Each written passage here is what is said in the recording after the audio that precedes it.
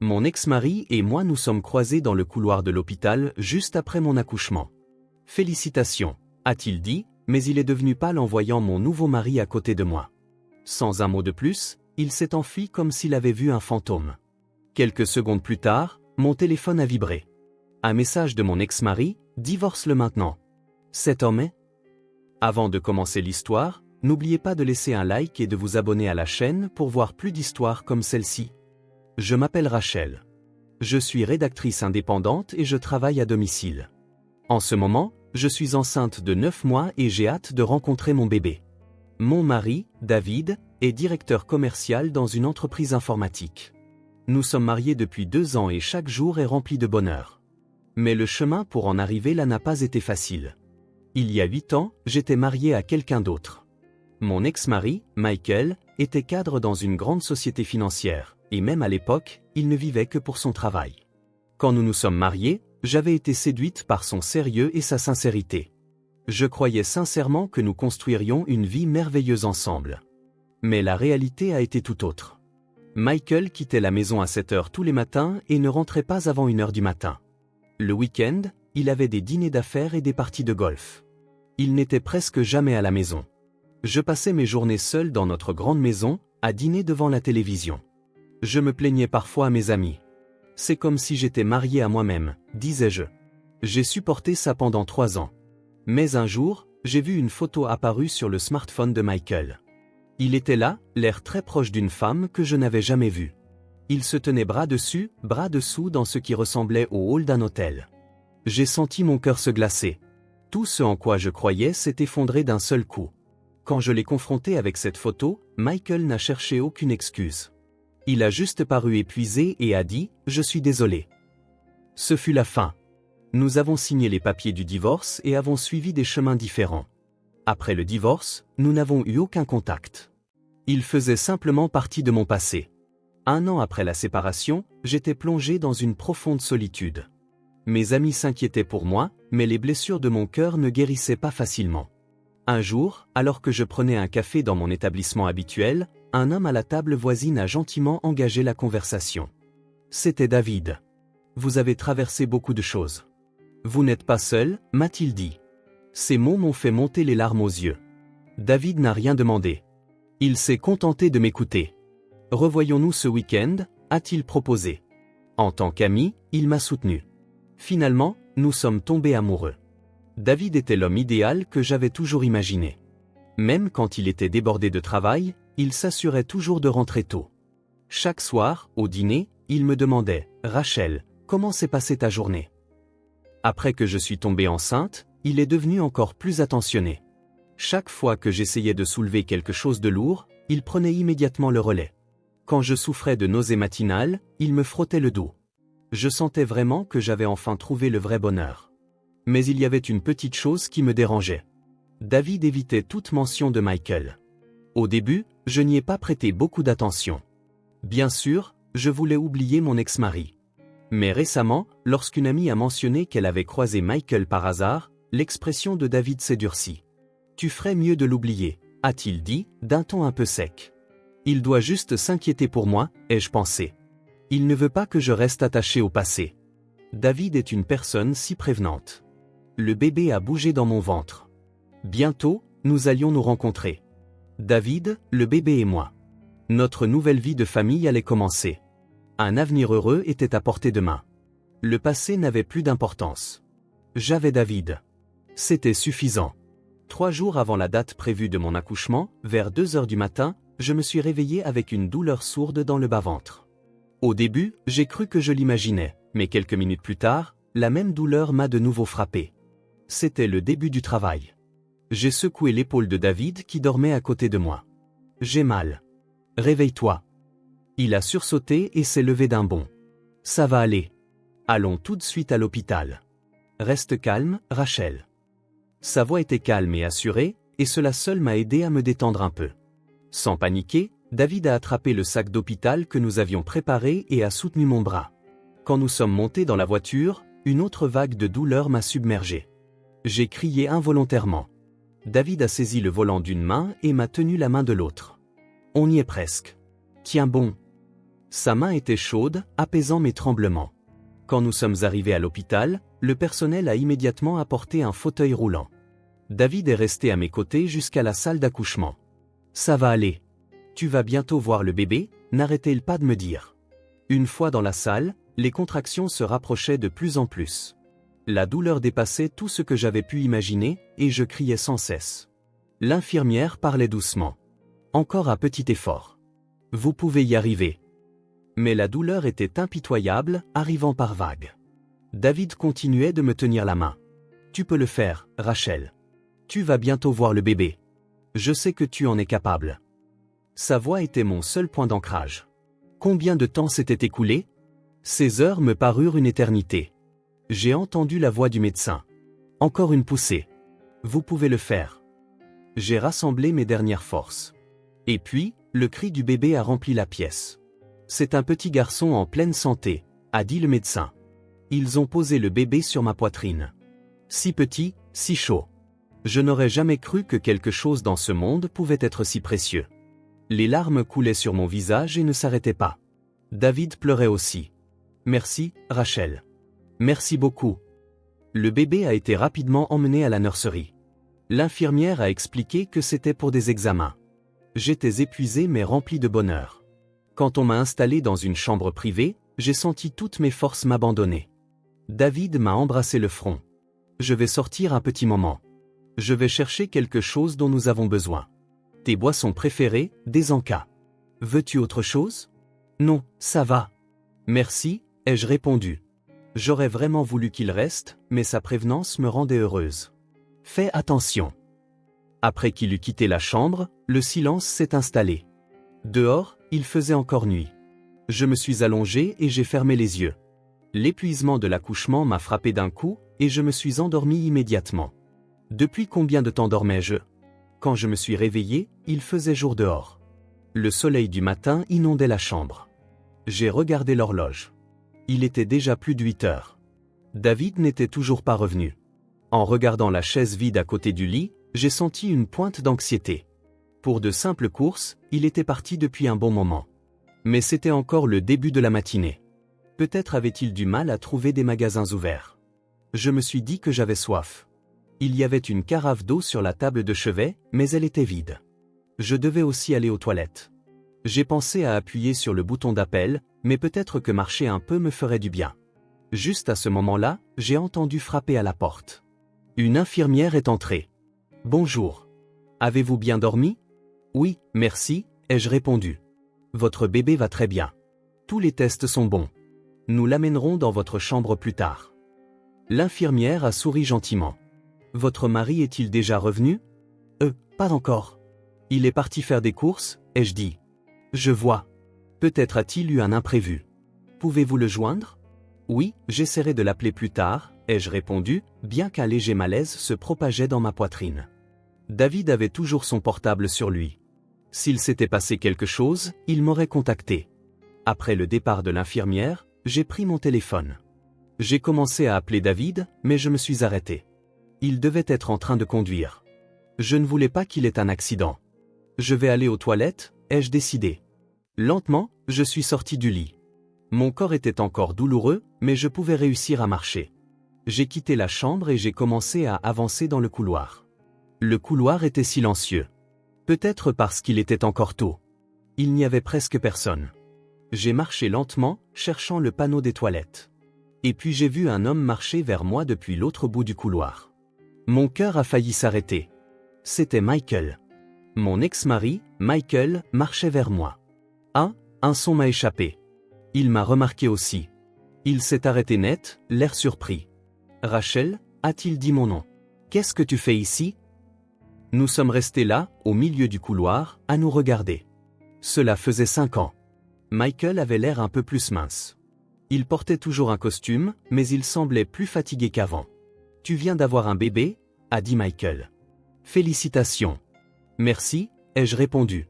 Ma voix tremblait. « Et toi, que fais-tu ici ?»« Oh, le président d'une de mes entreprises clientes est hospitalisé. Je suis venu lui rendre visite. » Michael a légèrement détourné le regard. « Alors, tu vas bien ?»« Oui, ça va » ai-je répondu brièvement. Je ne savais pas quoi dire. Je n'aurais jamais imaginé croiser mon ex-mari dans le couloir d'un hôpital. Le silence s'est installé. Une atmosphère gênante flottait entre nous. Michael semblait vouloir dire quelque chose, mais il choisissait ses mots. Juste à ce moment-là, j'ai entendu les portes de l'ascenseur s'ouvrir. J'ai regardé dans cette direction par réflexe. C'était David. Il marchait vers nous, portant des sacs de course dans les deux mains. « David, tu es de retour » ai-je dit. Je me sentais un peu soulagé. Avec lui, je pouvais échapper à cette situation délicate. David m'a vu et a souri. « Désolé, je suis en retard, mais j'ai pris toutes tes choses préférées. » J'ai commencé à marcher vers lui, mais j'ai entendu Michael murmurer quelque chose derrière moi. Quand je me suis retourné, les yeux de Michael étaient fixés sur David. Et l'instant d'après, le visage de Michael a changé. J'ai vu le sang quitter son visage. Il est devenu livide. Ses yeux se sont écarquillés. On aurait dit qu'il voyait quelque chose qui n'était pas de ce monde. Il a reculé jusqu'à heurter le mur derrière lui. « Ah » a dit Michael d'une voix tremblante. « Pourquoi es-tu ici » J'étais confuse. « Michael, qu'est-ce qui ne va pas ? Tu connais David » David s'est lentement approché de Michael. Son expression était calme, mais j'y ai senti quelque chose de froid. « Ça fait longtemps, Michael » a dit David. Michael tremblait, littéralement. « Toi ? Tu es avec Rachel » a-t-il dit en phrase hachée. « C'est exact » a répondu David. « Rachel est ma femme. Notre fils vient de naître. Tu ne vas pas nous féliciter » Le visage de Michael a complètement perdu ses couleurs. Il n'a rien dit, se contentant de fixer David. La peur se lisait dans ses yeux. « Vous vous connaissez » ai-je demandé. « Qu'est-ce qui se passe » David m'a souri gentiment. « Il y a longtemps, juste un peu, mais ce n'est rien d'important, Rachel. » Ne t'inquiète pas. Mais la réaction de Michael était anormale. Il était toujours plaqué contre le mur, incapable de détacher ses yeux de David, comme si la personne devant lui était un démon. Michael m'a regardé. Ses yeux semblaient implorer quelque chose, mais il ne parvenait pas à le formuler. Il a juste secoué la tête. David a posé sa main sur mon épaule. « Rachel, retournons dans ta chambre. Tu dois être fatiguée. Ton ex-mari n'a pas d'importance. Toi et le bébé, c'est ce qui compte, n'est-ce pas ?» Oui, ai-je répondu. Mais l'expression de Michael ne quittait pas mes pensées.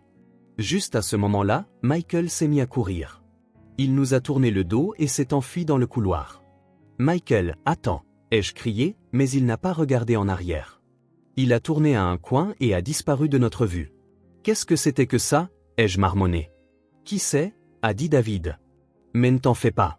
Oublie ton ex-mari, Rachel. Pour l'instant, ne pensons qu'à toi et au bébé. » Il m'a serré doucement dans ses bras, mais j'ai ressenti un petit malaise. L'expression de Michael. Ses yeux remplis de peur. Quelque chose n'allait pas. De retour dans la chambre, David a sorti ce qu'il avait acheté, du jus d'orange, des sandwichs et mes biscuits préférés. Tout ce que j'aimais. « Merci » ai-je dit. « De rien. » David a souri, mais ce sourire semblait différent. Était-ce juste mon imagination ? Pendant que David était dans la salle de bain, je me suis assise sur le lit en buvant du jus d'orange. Je n'arrivais pas à me sortir Michael de la tête. Pourquoi avait-il eu si peur ? En voyant David, il avait réagi comme s'il avait vu un fantôme. Juste à ce moment-là, mon téléphone a sonné. J'ai regardé l'écran. C'était un message de Michael. Mon cœur s'est mis à battre la chamade, mes doigts tremblaient. J'ai ouvert le message.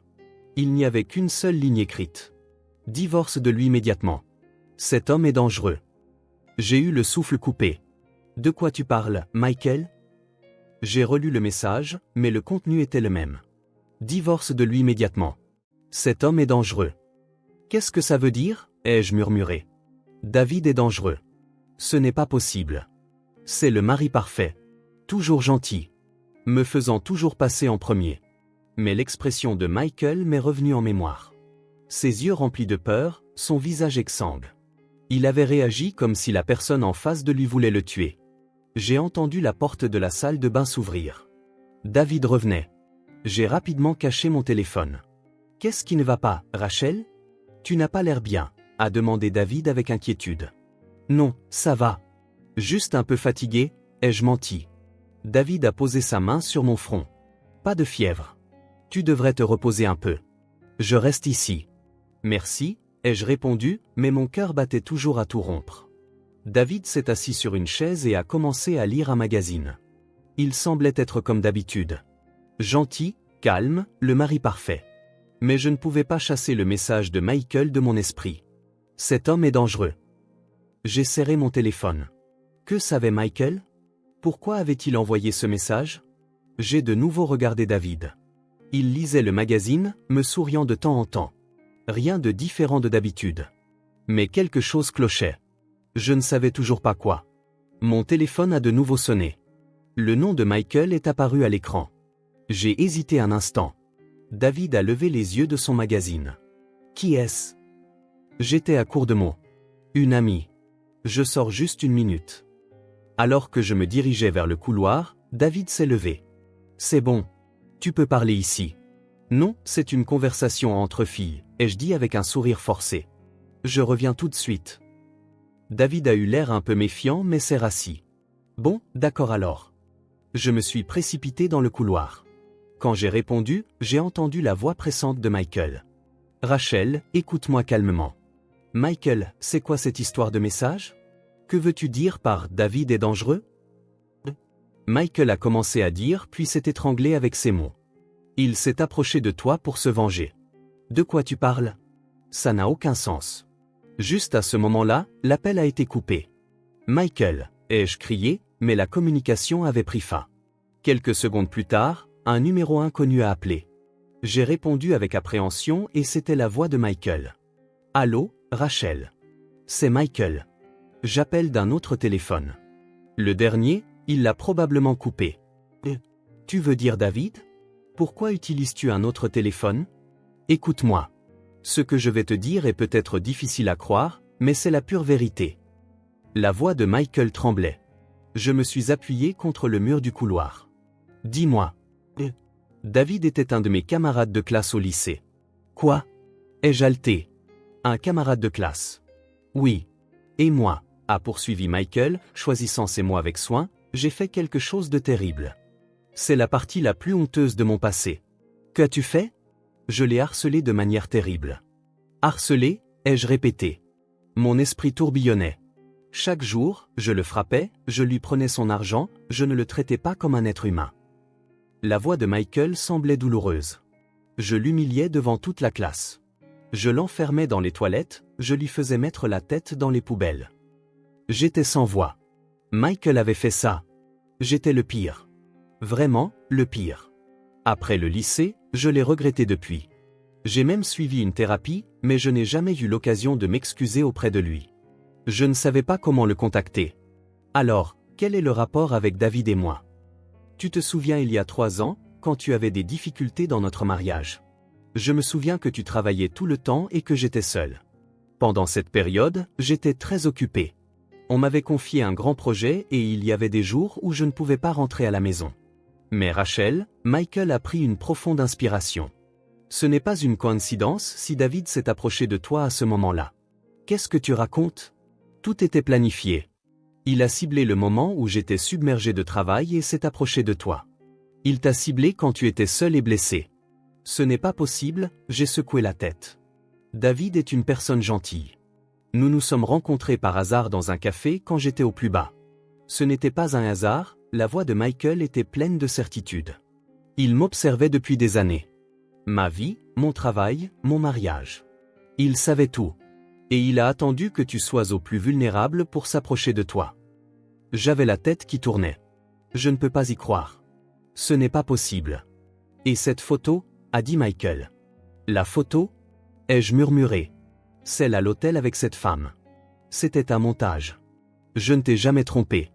C'est un mensonge. Ai-je crié. Je l'ai vu clairement. Tu avais ton bras autour d'une femme. C'était un montage, Rachel. David l'a créé. Cette femme était une collègue de mon entreprise. Et oui, nous travaillons ensemble. Mais cette photo a été créée en combinant des images séparées. Comment sais-tu ça? Après le divorce, j'ai voulu connaître la vérité. Alors, j'ai engagé une agence de détectives. Ils ont découvert que la photo était fausse, mais il était trop tard. Tu étais déjà avec David. Je me suis adossé au mur. Mes jambes tremblaient. Alors, David, c'est une vengeance. La voix de Michael était peinée. Une vengeance pour ce que je lui ai fait au lycée. Il s'est approché de toi pour tout me prendre. Il t'a utilisé pour me faire souffrir. Utilisé? Ai-je chuchoté? Oui. Son but depuis le début était de te prendre à moi. Il ne t'aimait pas. Il t'a juste utilisé comme un instrument pour se venger de moi. Non. Ai-je crié? David m'aime. Il a été si gentil pendant toute ma grossesse. Et maintenant, notre fils vient de naître. Rachel, réfléchis bien. Penses-tu vraiment qu'il t'aime, ou est-ce qu'il t'utilise juste pour me faire souffrir? Les larmes ont coulé de mes yeux. Non. Non, ce n'est pas possible. Je ne voulais pas y croire non plus, mais c'est la pure vérité. Il a passé des années à planifier cette vengeance. T'épouser, avoir un enfant, tout cela faisait partie du plan. Un enfant? Ai-je murmuré? J'ai posé ma main sur mon ventre. Mon fils nouveau-né. Cet enfant est aussi un instrument de vengeance. La voix de Michael était triste. Il va utiliser ton enfant pour me faire souffrir encore plus. C'est un mensonge, ai-je dit à travers mes larmes. C'est impossible. Rachel, s'il te plaît, demande de l'aide au personnel de l'hôpital tout de suite. Il est dangereux. Si la vérité éclate, on ne sait pas ce qu'il pourrait faire. Je serrais mon téléphone. Tout mon corps tremblait. C'est un mauvais rêve. Ça doit l'être. J'ai des preuves, a dit Michael. Toutes les preuves que j'ai rassemblées, je les emmène à la police maintenant. L'analyse de la fausse photo, les enregistrements de sa surveillance, tout. Vraiment? Ai-je demandé. David ne m'aime vraiment pas? Il ne t'aime pas, a affirmé Michael catégoriquement. Tout ce qu'il aime, c'est la vengeance. Tu n'as été qu'un outil pour me faire souffrir. Mes genoux ont presque fléchi. Je me suis appuyé contre le mur du couloir, réussissant à peine à rester debout. Appelle une infirmière tout de suite. Je me dirige vers l'hôpital avec la police. D'accord, ai-je répondu d'une voix tremblante. Rachel, a dit Michael. Je suis vraiment désolé. Tout est de ma faute. Si je n'avais pas fait ces choses au lycée, rien de tout ça ne te serait arrivé. Je ne pouvais rien dire. Je te protégerai. Je te le promets. L'appel a pris fin. Je suis resté figé dans le couloir. Les larmes ne s'arrêtaient pas. David ne m'aimait pas. Depuis le début, tout n'était qu'un mensonge. 3 ans de souvenirs, tout ça. Le mariage, la grossesse, notre fils né aujourd'hui. Tout. Des instruments pour une vengeance. Juste à ce moment-là, j'ai senti une présence derrière moi. Je me suis retourné et David était là. Tu devrais raccrocher ce téléphone, Rachel, a-t-il dit. Son expression n'était pas celle, bienveillante, habituelle. C'était froid, sans expression, comme une personne complètement différente. David, ai-je dit d'une voix tremblante. Tu écoutais? Il s'est lentement approché. Oui, j'ai tout entendu. J'ai reculé. C'est vrai? Tout ce que Michael a dit. Est-ce que tout est vrai? L'expression de David a changé. Avec un regard dénué de toute gentillesse, un regard glacial, il m'a regardé. Oui, c'est exact. Tout s'est déroulé comme prévu. J'ai failli laisser tomber mon téléphone. Alors notre relation? David a ricané. Je ne t'ai jamais aimé. Pas une seule fois. Du début à la fin, ce n'était que de la comédie. Les larmes ont débordé. Alors cet enfant? J'ai tenu mon ventre. Le gamin, a dit David avec dédain. Honnêtement, je m'en fiche. Mon but était de tout prendre à Michael. Te prendre, prendre son bonheur, le faire souffrir. C'est ça, ma vengeance. Pourquoi? Ai-je hurlé. Pourquoi m'as-tu entraîné là-dedans? Parce que tu étais la chose la plus importante pour lui, a dit David. Tu étais ce que Michael avait de plus cher. Alors, je t'ai prise. C'est tout. J'ai posé ma main sur le mur. Le bouton d'appel des infirmières. Je dois appuyer dessus. David a attrapé mon poignet. Qu'est-ce que tu crois faire? Lâche-moi. Ai-je crié. Juste à ce moment-là, j'ai entendu plusieurs bruits de pas dans le couloir. Police. Que personne ne bouge. La prise de David s'est desserrée. Plusieurs policiers se sont précipités et l'ont maîtrisé. Il n'a pas résisté. Il arborait juste un sourire froid. Michael était venu avec eux aussi. Rachel, ça va? Il s'est précipité vers moi. Je me suis effondré en larmes. Michael m'a soutenu. C'est fini maintenant. C'est terminé. David, menotté, m'a regardé. Je ne regrette rien, Rachel. Je l'ai fait souffrir. Ça me suffit. La police a emmené David. Je suis resté là jusqu'à ce qu'il disparaisse de ma vue. Après cela, toute la vérité a éclaté. Les preuves que Michael avait rassemblées étaient concluantes.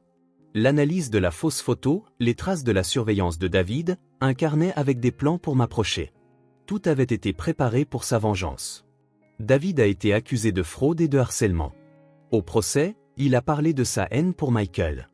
Mais à la fin, d'une petite voix, il a dit « Cette vengeance n'a rien produit. C'était juste vide ». Il a été condamné à 5 ans de prison. De plus, une ordonnance restrictive lui interdisant de s'approcher de moi et de mon fils a été émise. Plusieurs mois ont passé. Je tenais mon fils dans mes bras, retrouvant Michael dans un café. Il a regardé mon fils avec tendresse. « Je suis désolé, Rachel. C'est arrivé à cause de moi. » J'ai secoué la tête. « Tu as essayé de réparer tes erreurs. C'est suffisant. » Michael a pris ma main. « Pourrions-nous essayer à nouveau ?» En prenant notre temps, lentement. Je l'ai regardé avec des yeux différents d'avant. Cette personne avait aussi souffert du passé. Il avait fait des erreurs, mais il essayait de les réparer. Ça prendra du temps, ai-je dit. Mais j'y réfléchirai. Michael a souri. Puis il a pris mon fils dans ses bras. Pourrais-tu me laisser élever cet enfant comme mon propre fils? Même si vous n'avez aucun lien de sang? Ai-je demandé. La famille, ce n'est pas une question de sang. C'est une question d'amour, a dit Michael. Je peux aimer cet enfant. Je peux t'aimer aussi. C'est suffisant, n'est-ce pas? Mon fils a attrapé le doigt de Michael. Cette petite main tenant la grande. Un jour, peut-être pourrions-nous redevenir une famille. J'ai pensé que c'était possible. Dehors, le soleil de printemps inondait la pièce. Une nouvelle saison était sur le point de commencer. Le harcèlement tourmente à la fois l'auteur et la victime pour toute la vie. La vengeance ne produit rien. Elle ne crée qu'une chaîne de haine. Mais les gens peuvent changer. Ils peuvent réparer leurs erreurs. La vraie famille n'est pas liée par le sang, mais par l'amour et le pardon. Notre histoire commence ici. Les gens peuvent changer s'il y a de l'amour.